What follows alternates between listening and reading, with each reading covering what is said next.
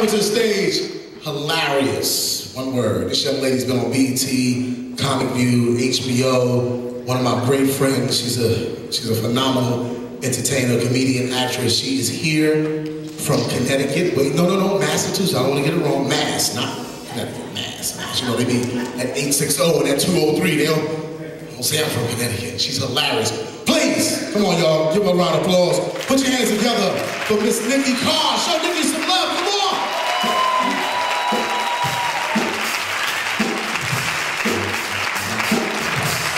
Thank you. Thank you, Gerald. One time for Gerald, please. You are hilarious. Comedy for Christ. How fitting is that? I know I belong here because I have never touched the mic in 11 years without thanking God for the gift. Never.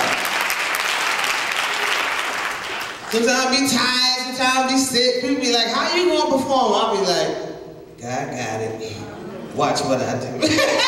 And it always worked out good. This has been a beautiful job. Let me tell you, I've been a comedian for 11 years, like I said. I was born in New York City.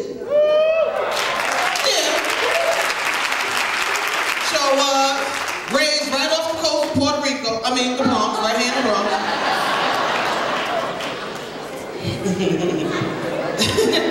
But I love it. Well, in my neighborhood, black people and Spanish people, we get along like family, and I love that. Miss Rosita next door been taking care of my daughter since she was 2 years old. She is 12 now. She can rebuild a transmission all by herself. All by herself. I'm so proud of her. Yes, indeed. We get along like family. We get along so good that sometimes I just sit and look out the window and think to myself, where were the Puerto Rican people during slavery time? Black people could have really used their help back then. Come on, y'all, because you know black people used to like to work and sing. Look at this. Sweet Lord, sweet child. That take all day.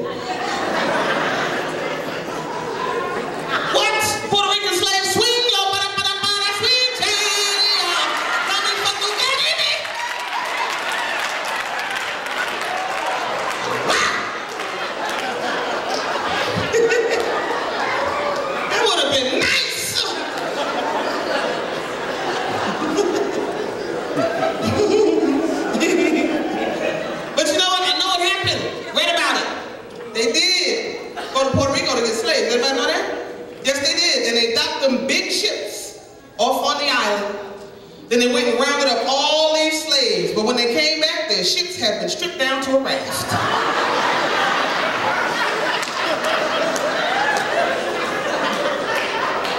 One little man on the beach, I ain't gonna see nothing, I don't know how, boy. I love comedy. Yes, indeed. I think I'm good at it because, you know, my mother taught me good. She said, nobody's better. We all just different. You know, and she didn't know that from knowing a lot of people. She know that just like the rest of us know from going to the movies. Yes, you can learn a lot from going to the movies about other races, especially white people. For real, like the movie E.T. That taught me a lot.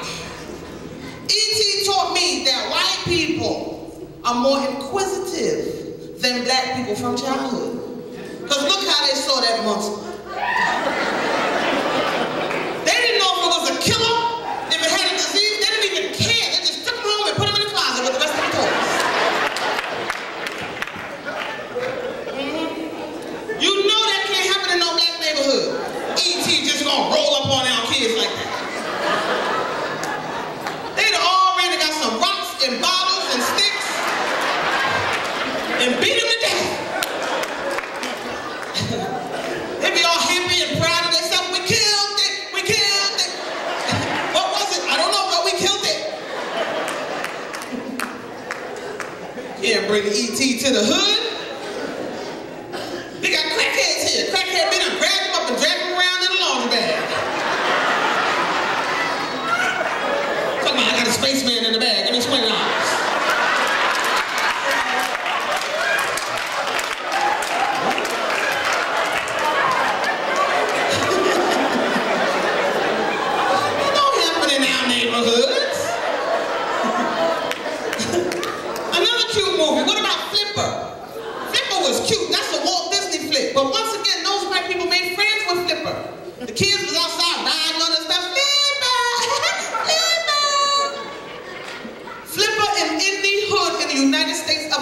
perfect. Come on, black people. You know we had them cut up and laid in some cornmeal in the first half hour of the movie.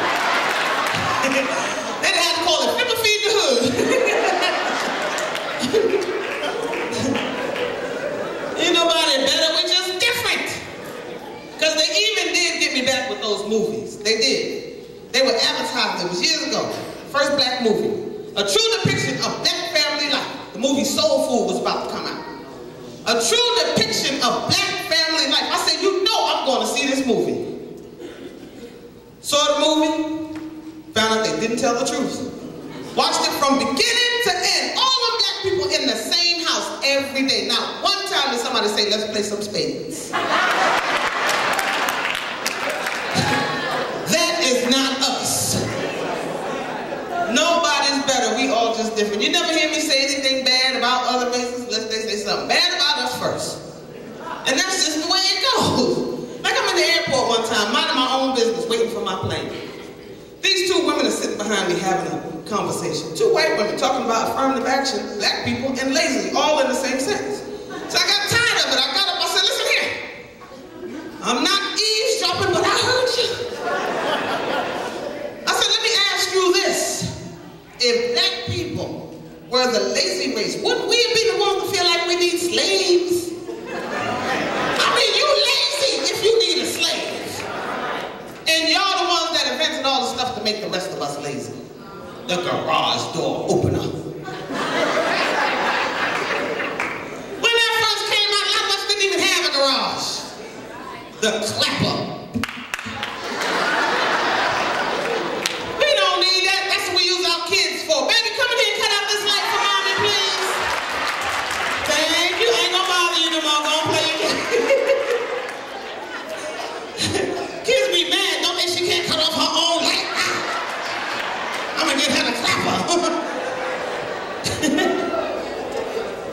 Telling you. It could have been that way. It could have been one lazy African. Just wake up one day and be like, it is so hot today. Oh. I don't feel like working in the village. Could have been that way. I love it. I love living in the Spanish neighborhood. Yes, I do. In the summertime, you over a certain size, you're not attractive anymore. And you know something? It doesn't really bother me because I knew when I was a child I wasn't going to grow up to be glamorous. I mean, there was clues everywhere. For real. For example, I've been this same size since I was 7 years old. Just huge for no reason. I was. This is how I look in all my school pictures. Look like two teachers in the class.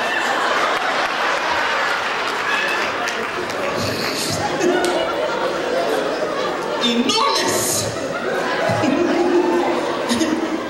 I was so big, they used to make me babysit kids older than me. That ain't right.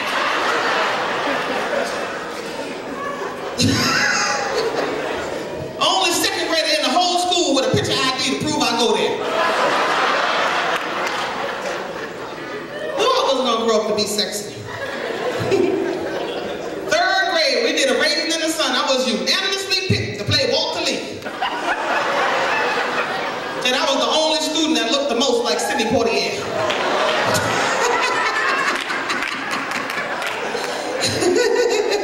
Knew I wasn't gonna grow up to be sexy.